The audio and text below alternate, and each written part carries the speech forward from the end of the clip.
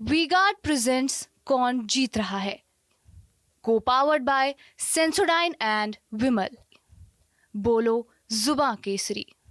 हरियाणा में जहां 10 लोकसभा सीटों के ऊपर चुनाव के नतीजे आ चुके हैं, वहीं अगर बात की जाए सेम उसी दिन जिस दिन हरियाणा में मतदान हुए थे लोकसभा चुनाव के लिए, उसी दिन सीएम पद की जो सीट है उसके लिए भी जो है करनाल में उपचुनाव हुआ था, जो सीएम हैं उनकी सीट के ऊपर। हालांकि वो विधायक नहीं थे, विधायक सीट के लेके उन्होंने एक बड़ी लीड के साथ जीत हासिल की और आज उनको जो कि हरियाणा विधानसभा के स्पीकर है ज्ञानचंद गुप्ता की तरफ से गोपनीयता की शपथ दिलाएगी। और शपथ के बाद बातचीत करते हुए हरियाणा के सीएम नायब सैनी ने कहा कि इस बार जो 5 सीटों पर सिमट के रह गई है भाजपा, उसका सबसे बड़ा कारण जो है कांग्रेस की तरफ से जो दुष्प्रचार किया गया था, झूठ प्रचार किया गया था। उन्होंने कहा कि कांग्रेस की तरफ से संविधान खत्म करने की बात जो है वो झूठ प्रचार किया गया, इसी के साथ आरक्षण को खत्म करने की बात भी झूठ प्रचार जो है कांग्रेस की तरफ से किया गया, जिसको देखते हुए सबसे बड़ा जो हार का कारण ये रहा है। उन्होंने ये दावा किया है कि अब हरियाणा के हर एक गांव के हर एक घर में उनके कार्यकर्ता पहुंचेंगे। पिछले 9.5 साल में जो केंद्र सरकार की तरफ से जो उनकी नीतियां थी, जो उनके काम है, जो उनके लाभ है, जो उनकी स्कीम्स हैं, जो हरियाणा के लोगों को दी गई हैं और जिसका लाभ हरियाणा के लोगों को मिला है और आने वाले समय में भी जो हरियाणा के लोगों को लाभ मिलेगा, उन हर चीज़ को हरियाणा के हर घर तक पहुंचाया जाएगा। और उन्होंने इस चीज़ का भी दावा किया कि अक्टूबर में, आने वाले अक्टूबर में विधानसभा चुनाव होने जा रहे, एक बार फिर से हरियाणा में भाजपा की सरकार बनेगी और इसके पीछे सबसे बड़ा कारण होगा कि जो 9.5 साल में भाजपा ने जो काम किया है हरियाणा के लोगों के लिए, उस बल पे लोग जो है एक बार फिर से भाजपा को फतवा देंगे।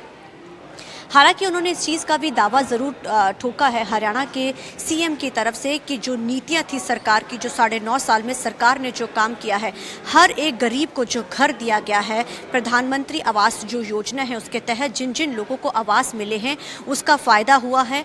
और आने वाले समय के लिए उन्होंने कहा कि जो भी लाभार्थी हैं जिनको लाभ चाहते हैं तो उनको क्राइटेरिया के तहत पूरे फॉर्म भरे जाएंगे और उसके तहत जो जो जिन जिन को इसका लाभ चाहते हैं वो फॉर्म भरे और हर एक गरीब अब बिना छत के हरियाणा में नहीं होगा। हर एक गरीब को छत मिलेगी, हर किसी को घर मिलेगा।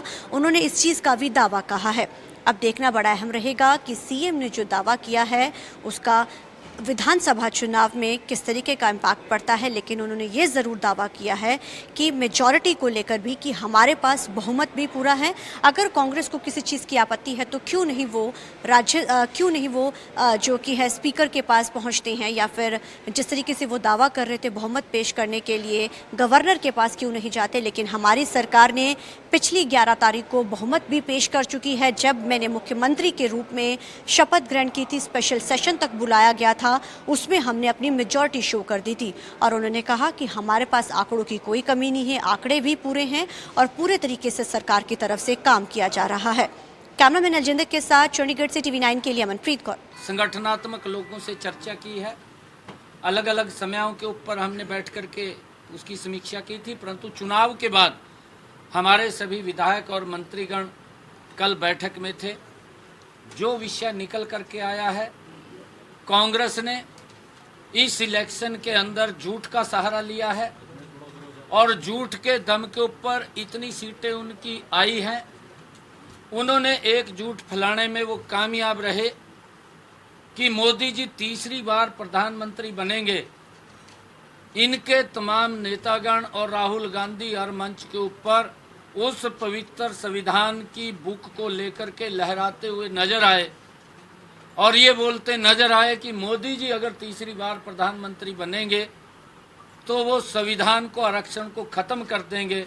इतना बड़ा झूठ, और उस झूठ को बोलने का काम कांग्रेस के नेताओं ने और कांग्रेस के आकाओं ने किया है। ये दुर्भाग्यपूर्ण है। परंतु इस इतने बड़े झूठ के अंदर नरेंद्र मोदी जी की नीतियां और डबल इंजन सरकार के कार्य, लोगों ने उसके ऊपर जबरदस्त मुहर लगाई है। अगर हम देखें कि जो हमारा वोट परसेंटेज है वो कांग्रेस से आज भी ज़्यादा वोट परसेंटेज है।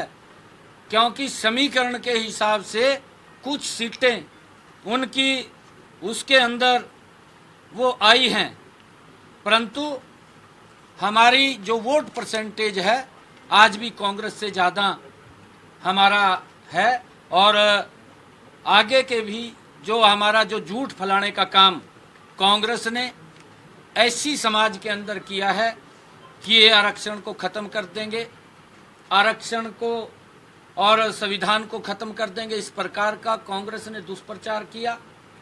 हमारे कार्यकर्ता भी ऐसी समाज के घर घर के अंदर जा कर के इनकी पट्टी खोल करने का काम हमारा कार्यकर्ता करेगा और लोगों को इस बात के लिए बताने का काम करेगा कि कांग्रेस का संविधान का अपमान किसी और ने नहीं, वो कांग्रेस ने किया है। कांग्रेस ने जिस भारत रत्न डॉक्टर भीमराव अंबेडकर जी ने ये पवित्र संविधान देने का काम किया, उसको भी कांग्रेस ने अपमानित करने का काम किया है। वी-गार्ड प्रेजेंट्स कौन जीत रहा है, को पावर्ड बाय सेंसोडाइन एंड विमल। बोलो जुबां केसरी।